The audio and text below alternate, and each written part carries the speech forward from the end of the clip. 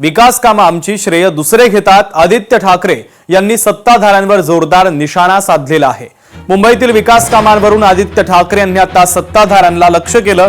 त्यांच्यावर अप्रत्यक्षपणे निशाणा साधलेला आहे.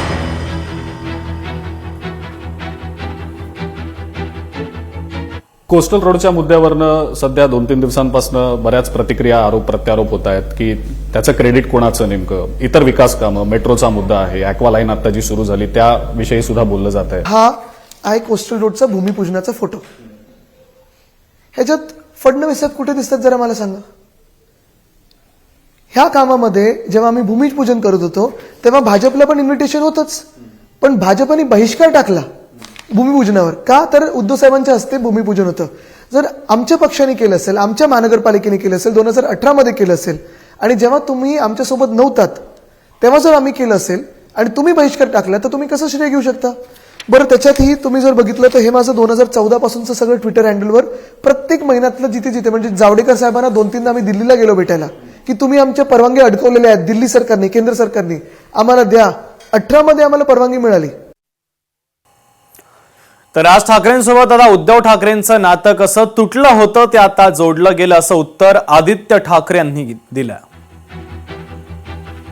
मनसेसोबतच्या युती संदर्भात थोडंसं बोलूया. म्हणजे कुटुंब एकत्र आलं इतक्या वर्षांनंतर, 2 भाऊ एकाच व्यासपीठावर दिसले आणि त्यामुळे मराठी माणसाला खूप आनंद झाला. कुठेही 20 वर्ष कशी गेली, अर्थात तो एक व्हॅक्युम जो होता तो पूर्ण आता भरून निघाल्यासारखं वाटतंय. कारण अर्थात एक साधारणपणे 2 फॅमिलीज, आम्ही एकत्रच, मी आणि अमित शाळेत असायचो, मस्ती करायचो, खेळायचो वगैरे, जिथे तुटलं होतं काही जे काही त्यावेळी झालं असेल ते जे काही मी बॅड ब्लड म्हणणार नाही, पण जे काही त्यावेळी कारणं होती ती सगळी दूर निघून गेली. आता सगळं क्लिअर आहे.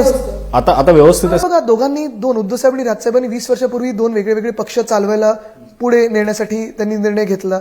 दोन्ही पक्षाच्या विचारधारा जवळपास एक आहेत. काही पद्धती वेगळ्या असू शकतात, काही विचारधारा कुठे पुढे मागे 19-20 असू शकतात आणि नैसर्गिक, कारण 2 वेगळे पक्ष आहेत.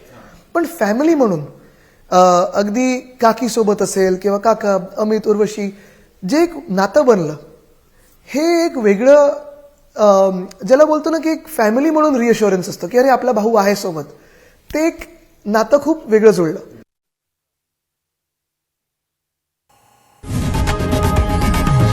लोकशाही मराठी ऐका, पहा, जागरूक रहा.